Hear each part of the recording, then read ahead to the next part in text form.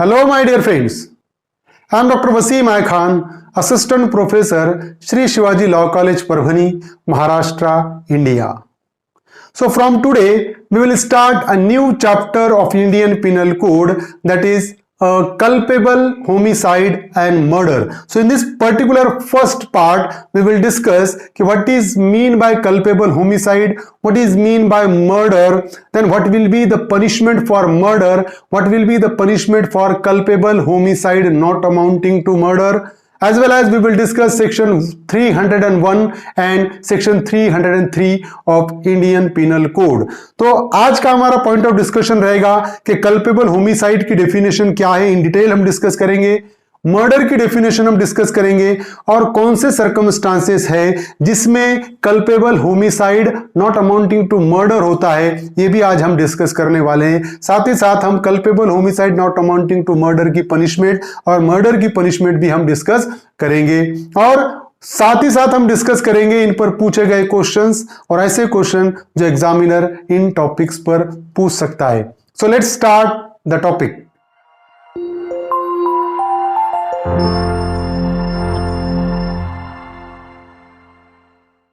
Culpable homicide and murder. So section 299 deals with the definition of culpable homicide. So whoever causes death by doing an act with the intention of causing death or with the intention of causing such bodily injury as is likely to cause death or with the knowledge that he is likely by such act to cause death commits the offense of culpable homicide. So this is the particular provision of section 299. We will try to understand this particular concept by a certain example. So definition can be understood in an easy way as follows. The first one is there should be an intention to cause death. So whenever the person,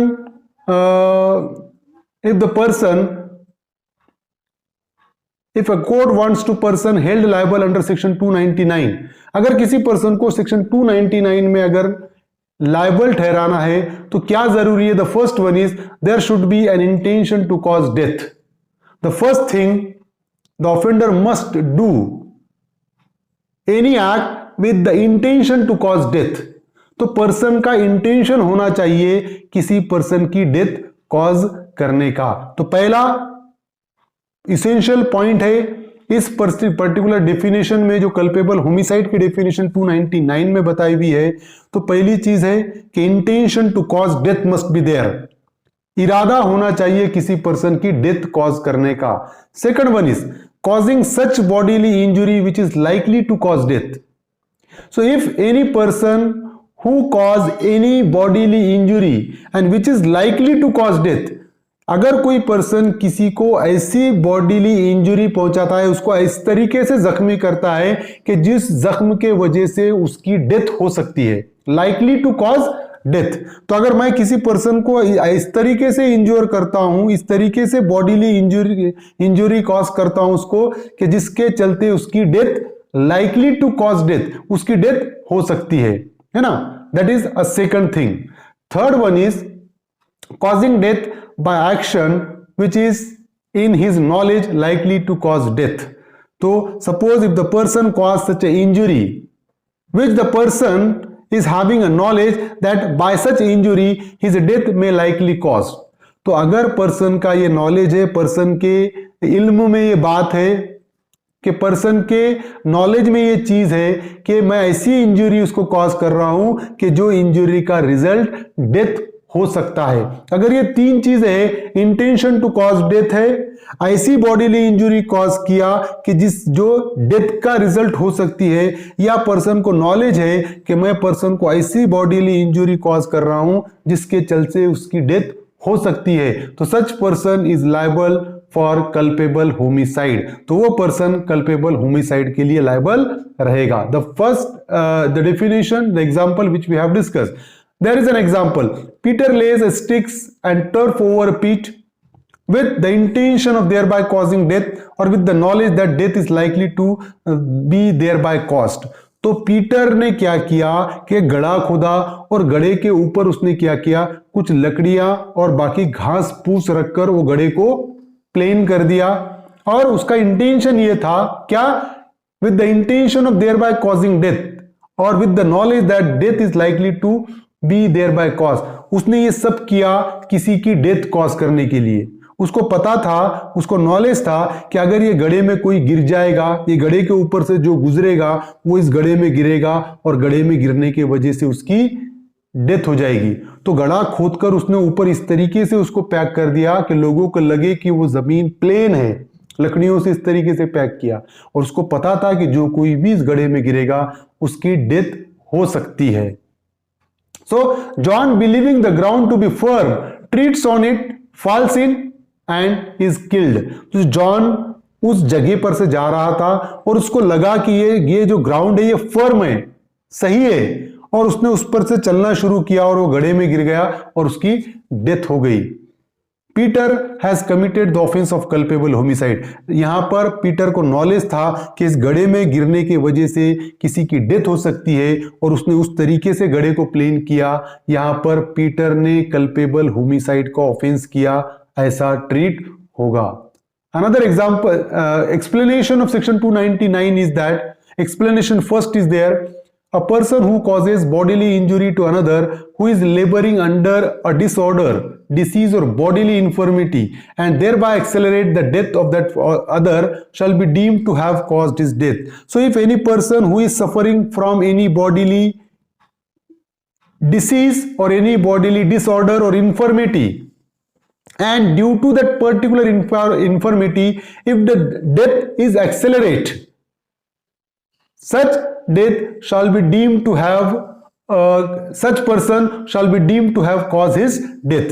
For example, कि अगर कोई person की कोई बीमारी की वजह से, कोई बॉडीली डिफॉर्मिटी है, इंफर्मिटी है, डिसीज है, जिसके डिसीज के चलते उसकी डेथ कॉज होती है, तब भी जो पर्सन ने उसको इंजुरी कॉज किया उसने कल्पेबल होमिसाइड का ऑफेंस किया, ऐसा ट्रीट होगा। For example, Peter knows that John is suffering from the lung disease, caused injury to John, and due to such injury John dies. Peter को पता था कि जॉन को लंग डिसीज है और उसने उसको एक पंच मारा और वो पंच मारने के वजह से जॉन की डेथ हो गई। लंग के पास ही उसने पंच मारा जिसकी वजह से जॉन की डेथ हो गई। उसको पता था कि वो जॉन जो है उसको लंग डिसीज है और उसने इंजुरी कॉज किया जिसकी वजह से जॉन की डेथ हो गई। Peter will be liable for such death. तो Peter will be liable for such death. Peter cause a culpable homicide and he will be liable for such death. Explanation second is that where death is caused by bodily injury, the person who causes such bodily injury shall be deemed to have caused the death, although by resorting to proper remedies and skillful treatment, the death might have been prevented. Suppose if the person caused such a bodily injury and due to such a bodily injury, such person dies.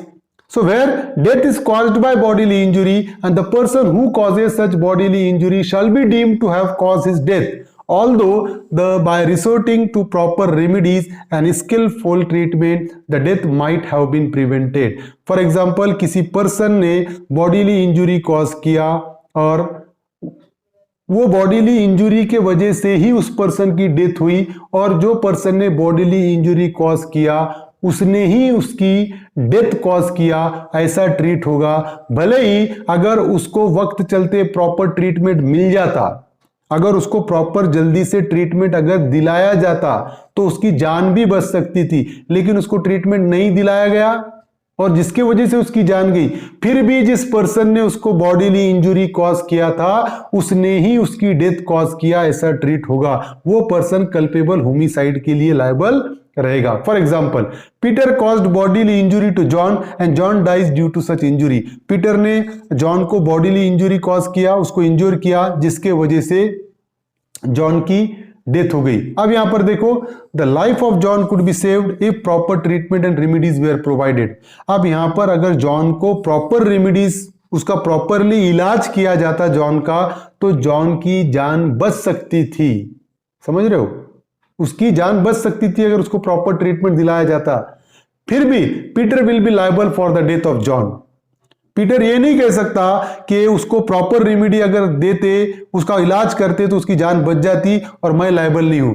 भले ही उसको proper इलाज नहीं दिया गया जिसके वजह से उसकी जान चल गई, लेकिन बेसिक जो सोर्स था उसकी डेथ का, बेसिक रीजन था उसकी डेथ का, वो था पीटर ने उसको इंजरी कॉज किया, इसलिए पीटर जॉन के डेथ के लिए लायबल ठहराया जाएगा। Explanation third is that the causing of the death of a child in the mother's womb is not homicide, but it may amount to culpable homicide to cause the death of a living child if any part of that child has been brought forth, though the child may not have breathed or been completely born. Suppose if any person who caused the death of a child who is in the mother's womb, he will not be liable and it is not a homicide. अगर कोई child mother's वोम में है, माँ के अगर पेट में है और उसकी कोई पर्सन डेथ कॉज करता है तो वो होमिसाइड नहीं कहलाएगा, but it may amount to culpable homicide. But वो कल्पेबल होमिसाइड कब होगा? To cause the death of living child if any part of that child has been brought forth. तो कल्पेबल होमिसाइड कब होगी? If any part of that particular child has been brought forth. अगर suppose कि वो process है, for example begotten का process है, बच्चा अगर पैदा हो रहा है और बॉडी पार्ट अगर कोई बाहर उसका आता है, तो उस सिचुएशन में क्या होगा? अगर बॉडी पार्ट कोई भी अगर बाहर है और तब उसकी डेथ कोई पर्सन कॉज करेगा तो वो कल्पेबल होमिसाइड कहलाएगा, भले ही वो बच्चे ने सांस लिया हो या ना लिया हो, या पूरा पैदा हुआ हो या ना हुआ हो। अगर बॉडी का कोई पार्ट भी अगर बाहर आता है और उसकी डेथ कॉज करता है कोई पर्सन, तो वो कल्पेबल होमिसाइड कहलाया जाएगा। Peter cause the death of a child who is in the वोम। Peter ने बच्चे की डेथ कॉज किया जो कि मां के पेट में था। अब देखिए, Peter will not be held liable for the death until and unless any part of the child has been brought forth। तो पीटर डेथ के लिए लायबल नहीं रहेगा। कब तक नहीं रहेगा? अगर फॉर एग्जांपल उस बच्चे का अगर कोई बॉडी पार्ट अगर बाहर आता था, फॉर एग्जांपल वो प्रोसेस है, उसके पैदाइश का प्रोसेस है, और प्रोसेस पे अगर कोई बॉडी पार्ट अगर बाहर आता है और बॉडी पार्ट बाहर आने के बाद अगर पीटर डेथ कॉज करता था तो पीटर कल्पेबल होमिसाइड के लिए लायबल रहता था। अगर मदर्स वूम में है, पेट में है मां के, और जब डेथ कॉज करता है तो वो होमिसाइड नहीं कहलाएगा। सेक्शन 299 में, एक्सप्लेनेशन 3 में। Now section 300 we will discuss murder. Section 300 now, except in the cases hereinafter accepted, culpable homicide is murder if the act by which the death is caused is done with the intention of causing death. So first thing in the definition of murder is that if the act by which the death is caused is done with the intention of causing death, if any person with the intention of causing death does any act, अगर किसी को उसकी जान लेने के इरादे से अगर कोई पर्सन उस पर अटैक करता है ना, तो एक्ट करता है कोई, तो वो पहला इसेंशियल होगा मर्डर का। और secondly, if it is done with the intention of causing such bodily injury as the offender knows to be likely to cause the death of the person to whom the harm is caused, and if the person done with the intention of causing such bodily as the offender knows to be likely to cause death। और अगर कोई act किया जाता है offender के जरिए और offender को ये पता है कि मैं ऐसी बॉडीली इंजरी कॉज कर रहा हूं, मैं उसको ऐसी इंजरी कॉज कर रहा हूं कि जिसका रिजल्ट डेथ हो सकता है, समझ रहे हो? वहां पर नॉलेज, ऑफेंडर नोज, ऑफेंडर का नॉलेज नहीं बताया वाला था, लेकिन यहां पर मर्डर में जो डिफरेंस है कल्पेबल होमिसाइड और मर्डर में, वहां पर कल्पेबल होमिसाइड में ऐसी इंजुरी कॉज किया कि जो इंजुरी से डेथ हो सकती है, लेकिन यहां पर मर्डर में जो सेकंड पार्ट है, वो सेकंड पार्ट में ये कह रहे कि ऑफेंडर को पता है, ऑफेंडर ये नॉलेज के साथ कि मैं ऐसी इंजुरी कॉज कर रहा हूं कि जिसका रिजल्ट डेथ हो सकता है, ये इरादे से उसको इंजुरी कॉज कर रहा है, तो वो ऑफेंडर मर्डर के लिए लायबल रहेगा। Thirdly, if it is done with the intention of causing bodily injury to any person and the bodily injury intended to be inflicted is sufficient in the ordinary course of nature to cause death, और अगर कोई person ऐसी bodily injury intentionally cause कर रहा है किसी person को, कि जो इंजुरी इन्फ्लिक्ट कर रहा है वो ऑर्डिनरी कोर्स ऑफ नेचर में ऐसी इंजरी है कि जिसके चलते किसी पर्सन की डेथ हो सकती है। मुझे पता है कि मैं जो इंजरी कॉज कर रहा हूं वो इंटेंशनली कॉज कर रहा हूं और मुझे पता है कि इस सिचुएशन में मैं कॉज कर रहा हूं कि उस पर्सन की डेथ हो सकती है, यानी ऑर्डिनरी कोर्स ऑफ नेचर में। फॉर एग्जांपल, मैं किसी को भी ये इंजरी कॉज करूंगा तो उसकी डेथ हो सकती है, ये मुझे पता है, और उस इंटेंशन के साथ अगर मैं इंजरी कॉज कर रहा हूं तो I will be held liable for the offence of murder. Fourthly, if the person committing the act knows that it is so imminently dangerous that it must in all probability cause death or such bodily injury as is likely to cause death and commits such act without any excuse for incurring the risk of causing death or such injury is aforesaid। तो अगर कोई person ये जानता है ना, if the person committing the act, जो act कर रहा है, knows, जानता है that it is so eminently dangerous, कि जो वो कर रहा है इतना डेंजरस है, that it must in all probability, के बहुत प्रोबेबिलिटी है ना, in all probability cause death, जो एक्ट कर रहा है वो इतना डेंजरस है कि जो प्रोबेबली यानी बहुत करके उस पर्सन की डेथ ही होगी। तो और ये जानते हुए भी अगर वो इंजरी कॉज कर रहा है तो ऐसा पर्सन, अगर वो सामने वाले की डेथ हो जाती है तो person will be held liable for the offence of murder. तो कल्पेबल होमिसाइड और मर्डर में डिफरेंस ये है कि वहां पर एक्सटेंट ऑफ, वहां पर कल्पेबल होमिसाइड में प्रोबेबिलिटी ऑफ डेथ बहुत कम होती है ना, और मर्डर में जो प्रोबेबिलिटी ऑफ डेथ है वो बहुत ज्यादा होती है। यहां पर्सन को पता है कि मैं जो एक्ट कर रहा हूं वो प्रोबेबली उसकी डेथ ही होगी। यहां पर ऑफेंडर को पता है कि मेरी इंजरी जो मैं कॉज कर रहा हूं उससे डेथ ही होगी उसकी, और इस इंटेंशन से अगर डेथ कॉज करेगा तो वो मर्डर कहलाएगा, और प्रोबेबिलिटी अगर कम है तो वो कल्पेबल होमिसाइड कहलाएगा। Now Peter shoots John with the intention of killing him, John dies in consequences. Peter ने जॉन की तरफ शूट किया गन से और जिसके कॉन्सिक्वेंसेस में जॉन की डेथ हो गई, तो क्या होगा? Peter commits murder. पीटर को पता था, प्रोबेबिलिटी पता थी कि मैं अगर गोली से जॉन को मारूंगा तो जॉन की डेथ हो जाएगी, तो यहां पर पीटर ने मर्डर का ऑफेंस किया है। When culpable homicide is not murder. अब हम डिस्कस करेंगे कि इट इज फ्रीक्वेंटली, ये बहुत ज्यादा इंपॉर्टेंट पार्ट है, बहुत लोग समझने में गलती करते हैं कि ऑल क्या है कि कंसेप्ट है कि when culpable homicide is not murder, कि कब कल्पेबल होमिसाइड मर्डर नहीं होगा। समझ रहे हो? All murder are culpable homicide, देख रहे हैं ना, when culpable homicide is not murder, कब कल्पेबल होमिसाइड मर्डर नहीं होगा। That is, we will discuss under this particular circumstances. Exception first is there. If the offender does an act that cause death because of grave or sudden provocation by the offender. Suppose due to the sudden or grave provocation, and that sudden and grave provocation caused by the offender. If the offender does an act that causes death because of grave and sudden provocation by the offender, अगर offender गुस्से में आके, अचानक से गुस्से में आकर किसी की डेथ कॉज करता है, गुस्से में आकर अगर उसने किसी को मार दिया, तो क्या होगा? That act will comes under a culpable homicide not amounting to murder. तो ये culpable homicide not amounting to murder के कंसेप्ट में आएगा। अगर कोई पर्सन अचानक से गुस्से में आकर, और वो गुस्सा किसने दिलाया? जिसकी उसने डेथ कॉज किया, अगर वो अचानक से उसको गुस्सा दिलाता है और ग्रेव और सडन प्रोवोकेशन में उसकी डेथ कॉज करता है, तो ये act culpable homicide not amounting to murder में आएगा। अब देखिए, the above exception is subject to the following provisos. कुछ प्रोविसोस है, उसके हिसाब से ये एक्सेप्शन लागू होगा। The first one is that the provocation is not sought or voluntarily provoked by the offender as an excuse for killing or doing harm to any person.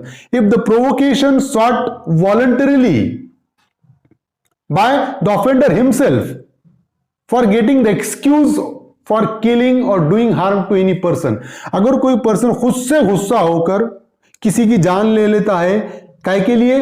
Benefit लेने के लिए, इस एक्सेप्शन फर्स्ट का, तो उस situation में ये exception उस पर्सन के लिए अवेलेबल नहीं रहेगा। खुद से ही गुस्से में आया और सामने वाले की जान ले ली, तो सडन और ग्रेव प्रोवोकेशन का डिफेंस उसके लिए अवेलेबल नहीं रहेगा, उसका एक्ट एक्सेप्शन फर्स्ट में नहीं आएगा। सो सेल्फ प्रोवोकेशन, खुद गुस्से में आकर अगर मार रहा है तो नहीं, किसी ने गुस्सा दिलाया और वो गुस्सा दिलाने के वजह से उसी की अगर डेथ करता है, फॉर एग्जांपल ए ने मुझे गुस्सा दिलाया, सडन प्रोवोकेशन में मैंने उसकी डेथ कॉज किया, तो मेरा act culpable homicide not amounting to murder में आएगा। लेकिन ए ने मुझे गुस्सा दिलाया और मैंने अगर बी को मार दिया तो I will not be able to take the defence, I will not be able to take the benefit of exception first, तो सेल्फ प्रोवोकेशन लागू नहीं होगा। Secondly, that the provocation is not given by anything done in obedience to the law or by a public servant in the lawful exercise of the power of such public servant. Suppose if any public servant is doing his lawful duty, and while doing his lawful duty and due to that particular act, if there is a provocation, है ना, अगर कोई public servant उसकी lawful duty कर रहा है, for example कोई police officer मुझे अरेस्ट करने के लिए आया, मैंने कोई ना कोई ऑफेंस किया और वो ऑफेंस के चलते पुलिस ऑफिसर मुझे अरेस्ट करने के लिए आया, और जैसा ही पुलिस ऑफिसर ने मुझे अरेस्ट करने की कोशिश की, मुझे गुस्सा आ गया और मैंने गुस्से में उस पुलिस ऑफिसर का मर्डर कर दिया, whether I will be able to take the benefit of exception one? No. Proviso second says that if any person who is doing his lawful duty and due to that particular lawful duty, if there is a provocation and out of provocation if the offender kills that person, he will not be able to take the benefit of exception 1, कि वो police officer उसकी official duty कर रहा है तो उसके चलते मैंने गुस्से में आना नहीं है, और अगर मैं गुस्से में आकर उसको जान ले भी लूं तो मैं मर्डर के लिए लायबल रहूंगा, मेरा केस एक्सेप्शन में नहीं आएगा। प्रोविसो second. Third, that the provocation is not given by anything done in the lawful exercise of the right of private defense. That the provocation is not given by anything done in the lawful exercise of right of private defense. समझ रहे हो कि suppose अगर मैंने किसी पे attack किया और वो अटैक के बदले उसने उसके राइट ऑफ प्राइवेट डिफेंस में मुझ पर अटैक किया, समझ रहे हो। हमको पता है कि हर एक पर्सन को अपनी बॉडी और अपनी प्रॉपर्टी प्रोटेक्ट करने का राइट ऑफ प्राइवेट डिफेंस है। अगर मैं आप पे अटैक करूंगा तो आप आपकी बॉडी को प्रोटेक्ट करने के लिए बचाव में मुझ पर अटैक कर सकते हो। फॉर एग्जांपल मैंने आप पर अटैक किया और आपने बचाव में मुझ पर अटैक किए, और आपने बचाव में क्यों अटैक किए बोल के मैं गुस्से में आ गया और आपकी जान ले लिया, समझ रहे हो, तो उस सिचुएशन में मैं मर्डर के लिए लायबल रहूंगा, मैं एक्सेप्शन फर्स्ट का बेनिफिट नहीं ले सकता हूं। So self provocation is not available. कोई लॉफुल ड्यूटी कर रहा है, उसके लॉफुल ड्यूटी करते हुए अगर हम गुस्से में आकर उसको मार देते हैं तब भी प्रोवोकेशन का डिफेंस अवेलेबल नहीं रहेगा। कोई पर्सन ने अटैक किया और वो अगर सेल्फ डिफेंस कर रहा है, सेल्फ डिफेंस क्यों किया, गुस्से में आकर उसको मार दिए, तब भी एक्सेप्शन फर्स्ट अवेलेबल नहीं रहेगा। तो एक्सेप्शन फर्स्ट क्या है कि अगर जिसने गुस्सा दिलाया और वो सडन प्रोवोकेशन में उसी की डेथ अगर कॉज करता है, तब उसका act culpable homicide not amounting to murder में आएगा। Exception 2, if the offender causes death while exceeding the right of private defence in good faith. Suppose if any person exceeds a right of private defense in good faith and due to that particular act if any person's death caused, कि अगर मैंने right of private defence में good faith में मैंने excessive right of private defence use किया, ज्यादा right of private defence use किया और उसकी डेथ कॉज होगी सामने वाले पर्सन की, तो मेरा एक्ट जो है वो culpable homicide not amounting to murder में आएगा, एक्सेप्शन सेकंड में। If I used a right of private defence excessively and cause death of any person and if that particular use of right of private defence in good faith, अगर वो good faith में मैंने right of private defence excessively use किया जिसकी वजह से किसी की डेथ हो गई, तो मेरा act culpable homicide not amounting to murder में आएगा। समझ रहे हो कि फॉर एग्जांपल अगर किसी पर्सन ने मुझ पर अटैक किया, अब अटैक किया उसके पास कोई वेपन तो नहीं था लेकिन उसने मुझ पर अटैक किया और वो अटैक करने के चलते मैं एकदम गुस्से में आ गया और मैंने क्या किया कि उसके हाथ, फॉर एग्जांपल उसके हाथ में लकड़ी थी और उसने लकड़ी से अटैक किया मुझ पर, तो मुझे पता था कि लकड़ी से अटैक किया तो मेरी जान नहीं जा सकती थी लकड़ी से, लेकिन मैंने क्या किया, गन उठाकर उसको, गुड फेथ में मैंने ये सोचा कि लकड़ी से मुझे बहुत मारेगा और मेरी जान जा सकती है, और गुड फेथ में मैंने क्या किया, गन उठाकर उसकी जान ले ली। तो यहां पर हुआ, मैंने जो right of private defence use किया वो excessive right of private defence use किया। इस सिचुएशन में मेरा एक्ट मर्डर तो नहीं कहलाया जाएगा, बल्कि मेरा act culpable homicide not amounting to murder में आएगा। So excessive use of right of private defence is a second exception in which the person act will comes under the category of culpable homicide not amounting to murder. Exception third, if the offender is a public servant and does an act that he in good faith believes to be lawful. अगर कोई offender public servant है और वो act जो कर रहा है good faith में कर रहा है और उसको ये लगता है कि मैं जो कर रहा हूं वो लॉफुल है, और उसके चलते अगर किसी की डेथ हो जाती है, मैं अगर पब्लिक सर्वेंट हूं और मैं जो कर रहा हूं सही है, गुड फेथ में मैं कर रहा हूं और ये लॉफुल है, अगर मुझे ऐसा लगता होगा, और वो लॉफुल एक्ट के चलते अगर किसी पर्सन की डेथ हो जाती होगी, गुड फेथ में पब्लिक सर्वेंट को ऐसा लग रहा है कि जो कह रहा है, जो कर रहा है वो सही है, और वो एक्ट की वजह से अगर किसी की डेथ हो जाती होगी, तो वो भी culpable homicide not amounting to murder में आएगा। Exception 4 is there if the act happens in a sudden fight in the heat of passion, है ना, कि दो लोगों की अचानक से झगड़ा हो गया, सडन फाइट है, यानी कोई प्लानिंग नहीं, कुछ नहीं, अंडर हीट ऑफ पैशन दो लोगों का झगड़ा हो गया और वो झगड़े में एक की डेथ हो गई, तो जिसने भी डेथ कॉज किया वो मर्डर नहीं कहलाया जाएगा, बल्कि वो culpable homicide not amounting to murder के डेफिनेशन में आएगा। Exception 5, if the deceased is above 18 years and the death is caused by his own consent, अगर जो मर गया उसकी एज 18 साल से ज्यादा है और जो डेथ कॉज हुई उसके कंसेंट से हुई, है ना, मैंने अगर किसी की एक ही डेथ कॉज किया उसके कंसेंट से, तो मेरा एक्ट मर्डर नहीं कहलाएगा, बल्कि मेरा act culpable homicide not amounting to murder में आएगा, है ना। R versus Govinda, this is a particular case.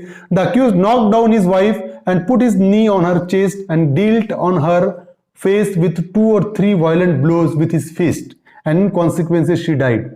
तो अक्यूज ने क्या किया, अपनी वाइफ को नीचे गिराया, वाइफ को गिराने के बाद उसके चेस्ट पर वो बैठ गया, घुटना रखा उसके चेस्ट पर और 3-4 ब्लो, 3-4 पंच उस वाइफ के उसने फेस पर मारा, चेहरे पर मारा, जिसके वजह से उस वाइफ की डेथ हो गई, उसकी डेथ हो गई। अब जस्टिस मेलविल ने क्या कहा, made a distinction between culpable homicide and murder and held the accused was guilty of culpable homicide not amounting to murder. यहां पर जस्टिस मेलविल ने डिफरेंस बताया कल्पेबल होमिसाइड और मर्डर में, और यहां पर जस्टिस मेलविल ने अक्यूज्ड को गिल्टी लायबल किया, काय के लिए, culpable homicide not amounting to murder, कि यहां पर उस अक्यूज्ड को पता था, उसको ये था कि मैं ज्यादा 2-4 पंच मारूंगा तो इसकी डेथ भी हो सकती है, फिर भी उसने मारा, तो यहां पर culpable homicide not amounting to murder में इसका केस आया। और अगर कोई वो वेपन से अगर उसको मारता तो प्रोबेबिलिटी ज्यादा हो जाती, तो उसका एक्ट मर्डर में चले जाता। तो यहां पर डिफरेंस बताया आर वर्सेस गोविंदा में। Justice Melville held that if the death is the likely result it is a culpable homicide. अगर डेथ लाइकली रिजल्ट हो सकता है, डेथ हो सकती है, अगर ऐसा कंसेप्ट है तो वो कल्पेबल होमिसाइड है। But if death is most likely, और अगर डेथ मोस्ट लाइकली है, पता है कि डेथ होना ही है, और certain it amounts to murder, पता है कि मैं अगर इसको तलवार से मारूंगा तो इसकी जान जाएगी, तो मर्डर हो जाएगा। मैं अगर उसको पंच से मारूंगा तो पंच से 2-4 मारने के बाद उसकी जान जा सकती है, तो वो कल्पेबल होमिसाइड हो जाएगा। समझ रहे हो? Hence, in culpable homicide, death is the probable result, but in murder, it is the most probable result. तो कल्पेबल होमिसाइड में डेथ प्रोबेबल रिजल्ट है, लेकिन मर्डर में जो है it is most probable result, है ना। मर्डर में मोस्ट प्रोबेबल रिजल्ट है डेथ का। समझ रहे हो? Now Nathan versus state of Madras, in this case the landlord was trying forcefully to evict the accused. यहां पर लैंडलॉर्ड ने क्या किया, उस टेनेंट को फोर्सफुली उसको बाहर निकालने की कोशिश किया, उसको प्रीमाइसिस से बाहर निकालने की उसने कोशिश किया। The accused kill the landlord while exercising his right to private defence, है ना। जब लैंडलॉर्ड उस टेनेंट को फोर्सफुली बाहर निकाल रहा था, तो जो अक्यूज था, जो टेनेंट था, उसने क्या किया, उसने लैंडलॉर्ड को जान से मार दिया while exercising right of private defence, कि वो राइट ऑफ प्राइवेट डिफेंस में उसने जान से मार दिया। लैंडलॉर्ड उसको फोर्सफुली निकाल रहा था, जब फोर्सफुली निकाल रहा था तो इसने राइट ऑफ प्राइवेट डिफेंस में खुद को बचाने के लिए लैंडलॉर्ड की जान ले ली। There was no fear of death to the accused as the deceased was not holding any deadly weapon that could have caused grievous hurt or death of the accused। तो जो पर्सन था कि यहां पर जो अक्यूज था, जो tenant था, उसको फियर ऑफ डेथ था क्या, क्योंकि लैंडलॉर्ड के हाथ में ना तो कोई वेपन था ना कुछ था जिसकी वजह से अक्यूज की डेथ जा सकती, उस टेनेंट की डेथ हो सकती थी, ऐसा बिल्कुल भी नहीं था। वो अक्यूज को प्रीमाइसेस से वो निकालने की कोशिश कर रहा था, तो उसकी डेथ तो नहीं होती थी, समझ रहे हो, ना कोई वेपन था लैंडलॉर्ड के हाथ में जिसकी वजह से उसको ग्रीवियस हर्ट होने के भी चांसेस नहीं थे, ना तो डेथ होने के चांसेस थे। तो यहां पर the deceased had no intention to kill the accused, और जो लैंडलॉर्ड था उसका अक्यूज्ड को जान से मारने का इरादा भी नहीं था, सिर्फ वो बाहर निकाल रहा था उसको। दस the accused exceed his right of private defence. तो यहां पर ये हेल्ड किया कोर्ट ने कि अक्यूज्ड ने अपना right of private defence exceed किया, ज्यादा यूज किया। The accused was liable to culpable homicide not amounting to murder. यहां पर अक्यूज्ड को culpable homicide not amounting to murder के लिए कोर्ट ने लायबल ठहराया। अब महाराष्ट्र जुडिशियल एग्जामिनेशन जेएमएफसी 2017 में पूछा गया क्वेश्चन है, विच one of the following statement is correct. Every culpable homicide is murder, death caused by negligent act is murder, every murder is a culpable homicide, death caused in a sudden fight is murder। So what is the right answer? Every murder is culpable homicide। Every culpable homicide is not murder, है ना, but every murder is culpable homicide। Her murder culpable homicide है, लेकिन हर culpable homicide murder नहीं होती है।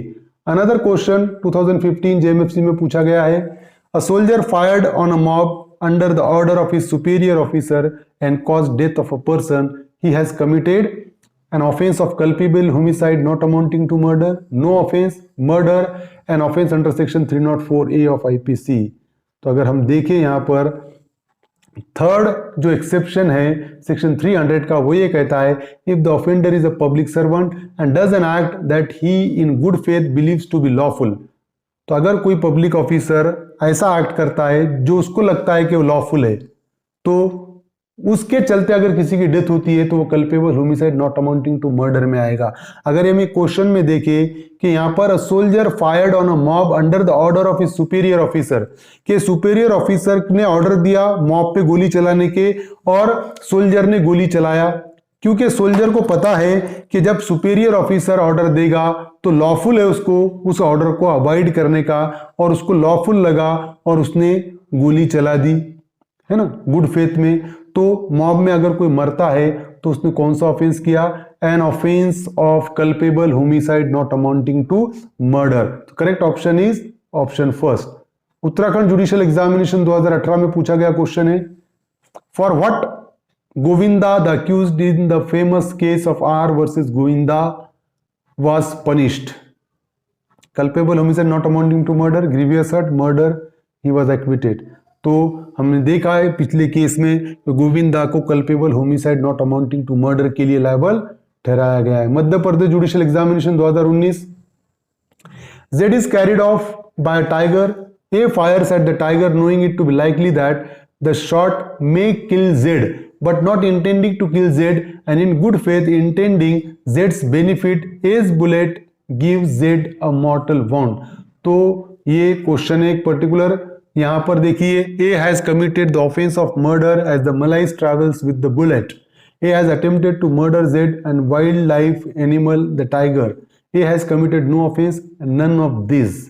तो अगर हम देखें कि इन्हें कोई ऑफेंस नहीं किया, क्योंकि जेड को एक टाइगर लेकर जा रहा था पकड़कर, ए ने फायर किया उस टाइगर की तरफ, लेकिन ए को यह भी पता था कि वो टाइगर को गोली चलाने के चक्कर में जेड को भी लग सकती है, लेकिन उसने जेड की जान बचाने के लिए गोली चलाई और अनफॉर्चुनेटली वो गोली ए को लगी और ए की जान चली गई, है ना, सॉरी जेड की जान चली गई उसको। तो अब यहां पर उसका इंटेंशन था उसकी जान बचाने का, जान लेने का नहीं, तो हैज कमिटेड नो ऑफेंस, तो उसने कोई ऑफेंस नहीं किया। अब देखिए section 301, culpable homicide by causing death of a person other than person whose death was intended. So if a person by doing anything which he intends or knows to be likely to cause death commits culpable homicide by causing the death of any person whose death he neither intends nor knows himself to be likely to cause, the culpable homicide committed by the offender is of the description of which it would have been if he had caused the death of the person whose death he intended or knew himself to be likely to cause. अभी देखो section 301 क्या बोल रहा है कि मैं for example ए को गोली मार रहा था, लेकिन ए को गोली लगने के बजाय गोली लग गई बी को और जान चली गई बी की, है ना। मेरा इंटेंशन ए को मारने का था लेकिन बी की जान चली गई, तो मेरी लायबिलिटी क्या होगी।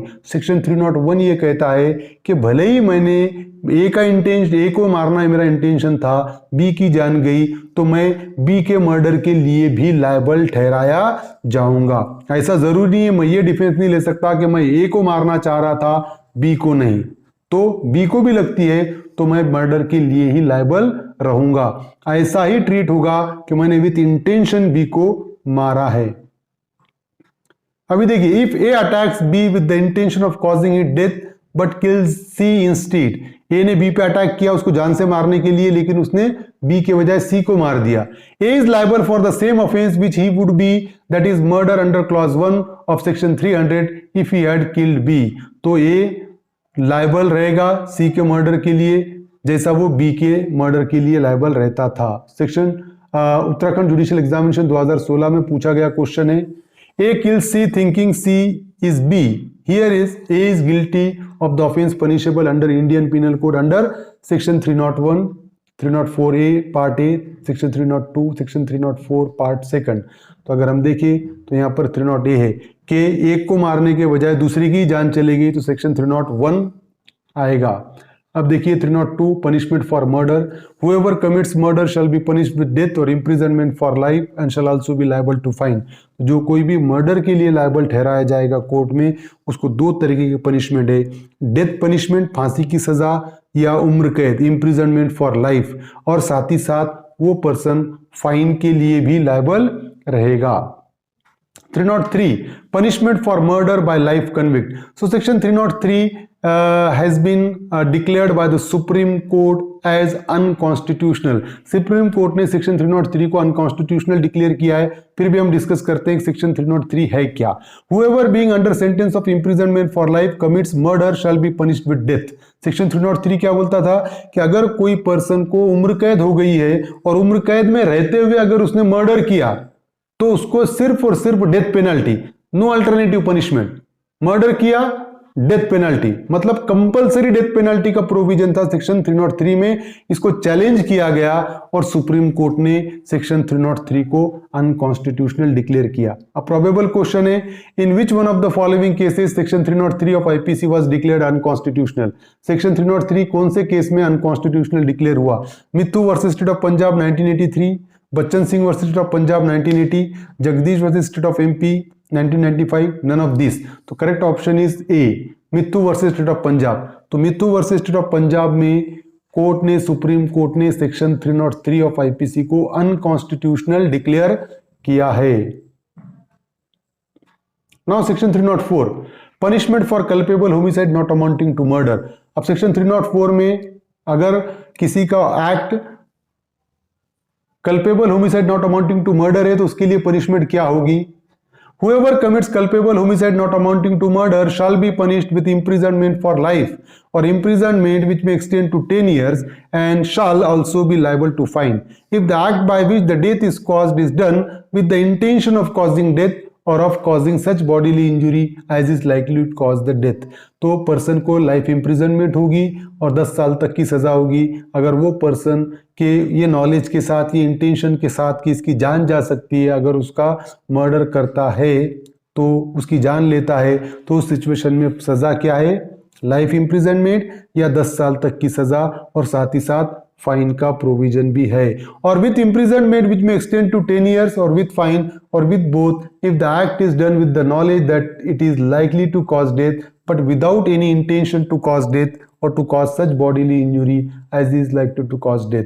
अगर कोई पर्सन को नॉलेज है कि उसकी जान जा सकती है लेकिन इंटेंशन नहीं है, तो उस सिचुएशन में सेक्शन 304 में ऐसे पर्सन के लिए 10 साल तक की सजा है, फाइन है या दोनों भी है। तो ये था culpable homicide amounting to murder and not amounting to murder. Section 300 से सेक्शन 299 से section 304 we have discussed. I hope you like this video. If you like this video, please subscribe my channel, hit the notification button, hit the like button and share this video with your friends. Thank you very much.